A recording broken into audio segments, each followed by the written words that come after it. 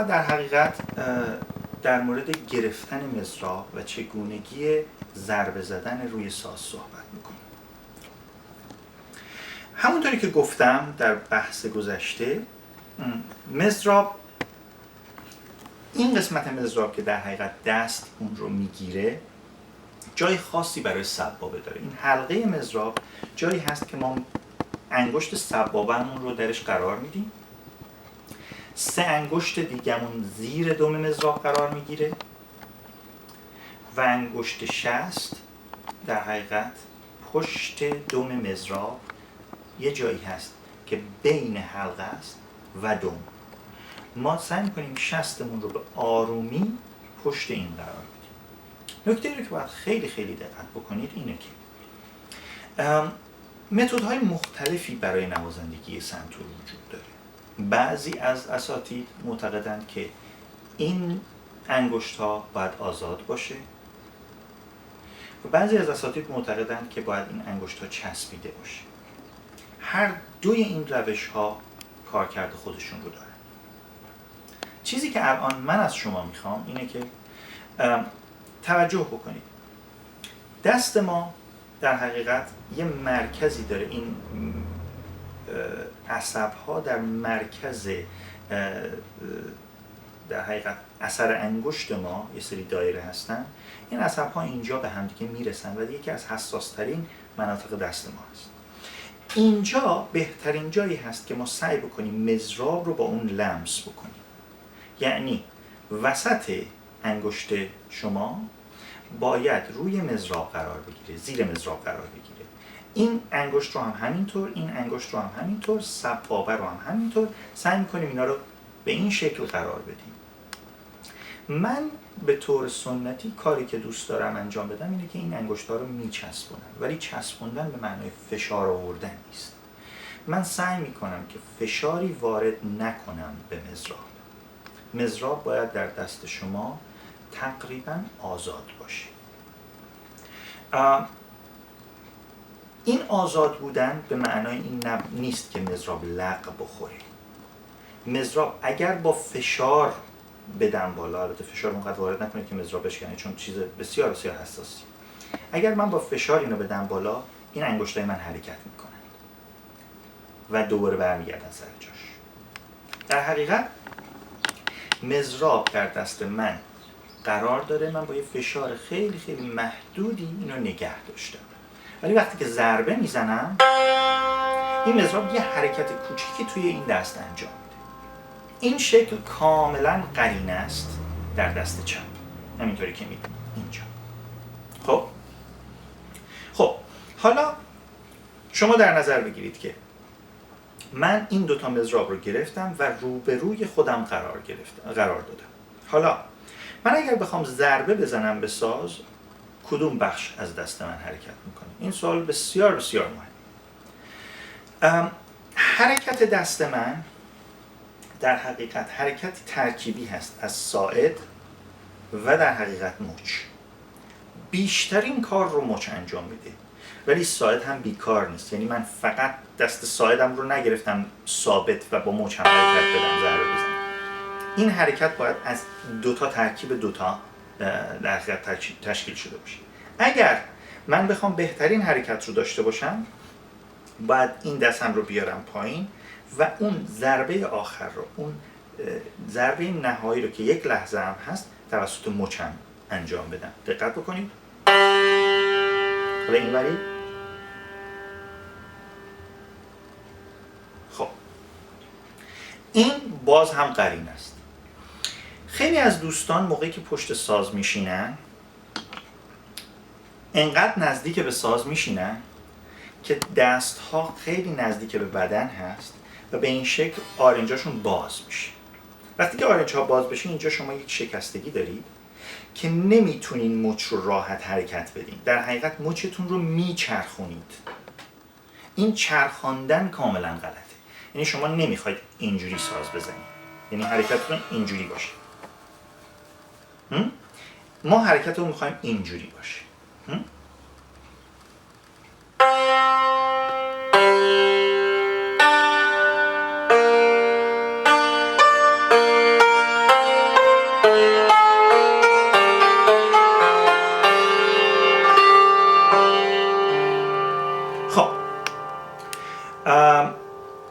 در مورد گرفتن مضراب براتون توضیح دادم، باید اول ما تمرین‌هایی رو شروع بکنیم که به ساز احتیاجی نیست. پس من در حقیقت ساز رو میذارم کنار و این تمرین‌ها رو یکی یکی شروع میکنم.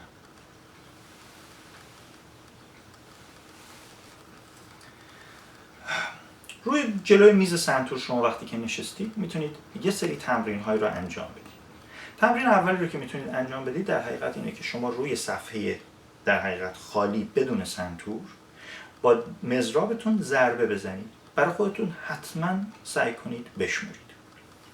ضربه اول، تمرین اولتون میتونه این باشه: دست راست، سکوت، دست چپ، سکوت، دست راست، سکوت، دست چپ، سکوت. خب حالا دقت بکنید به این که من این رو به طور مداوم باید بزنم. سعی کنید توقف نکنید بین ضربه ها. به طور مثال من اینجا شروع میکنم با همین تمرینی که براتون ذکر کردم، یکی یکی مضراب ها رو میزنم ولی باشون میشمرم. 1 و 2 و 1 و 2 و همونطوری که بهتون توضیح داده بودم. ببینید ترکیبی هست از ساعد من و مچ من. مضراب ها هم تقریبا تو دست من ثابت هستن. سعی میکنم حرکتم رو به شکل ثابت از بالا بیارم پایین. طریقه نشستن پشت ساز رو هم در حقیقت شما باید، طبیعی اینه که به شکل آروم، به شکل ساده‌ای پشت ساز بشینید طوری که ستون فقراتتون کاملا صاف باشه. خب دوباره این تمرین 1 رو انجام بدیم. 1 و 2 و 1 و 2 و. اگر دقت بکنید در این تمرین ها من از ساعدم بیشتر استفاده میکنم. مضراب رو بالا میارم و ضربه رو میزنم. چیزی که مهمه اینه که شما باید دقت بکنید اگر من ضربه هام سریعتر باشه استفاده از ساعد من کمتر خواهد شد، بیشتر مچ حرکت خواهد کرد. درسته؟ خب حالا من تمرین دوم رو شروع میکنم. تمرین دوم، دست راست، دست چپ، دست راست، سکوت، راست، چپ، راست، سکوت. حالا با شمارش 1 2 3 4 1 2 3 4 1 2 3 4. این رو باید در حقیقت به شکل مداوم حول و حوش 1 هفته برای خودتون هر روز تمرین بکنید، به شکلی که مثلا فرض کنید حول و حوش 2-3 دقیقه هر کدوم از این تمرین‌ها رو اجرا بکنید تا اینکه دستتون به شکل عادی و به شکل عادتی، اون چیزی که ما در فارسی بهش میگیم ملکه ذهن شدن، خودش این کار رو انجام بده. یعنی شما مجبور نباشید فکر بکنید. یه نکته مهم دیگه ای رو که باید بهش اشاره بکنم اینه که سعی کنید مضراباتون مستقیم بالا و پایین بره. خب من اگر مضرابم این ور بیارم، این ور ببرم، این ور ببرم، این ور ببرم، حرکات اضافی انجام دادم که احتیاجی بهش نیست. تا جایی که میتونید حرکتتون رو محدود بکنید به اون چیزی که احتیاج بهش هست.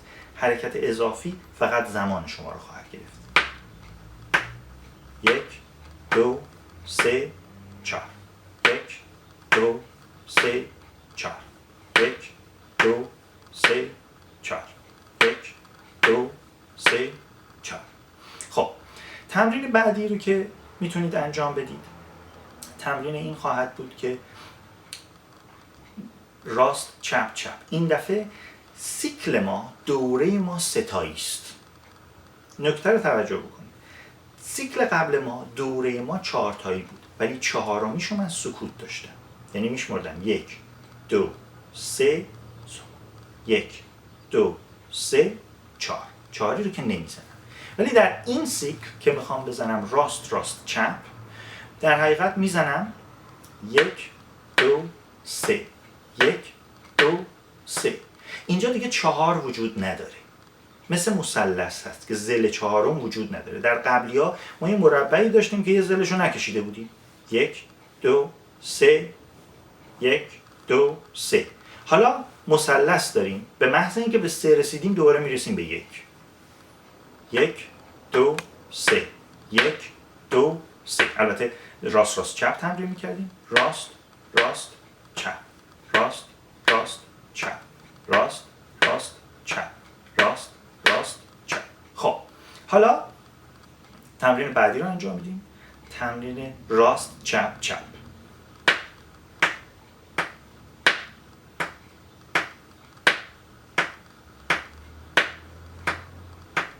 خب حالا من اینا رو بدون شمارش انجام دادم که شما در حقیقت فوکستون روی صدایی باشه که الان از روی این صفحه آمد.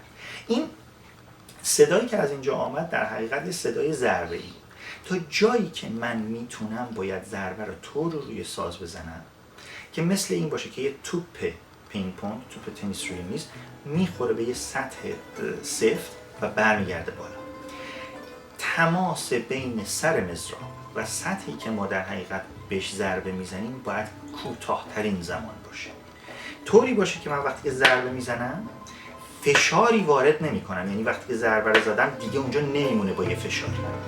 بلافاصله برمیگرده بالا.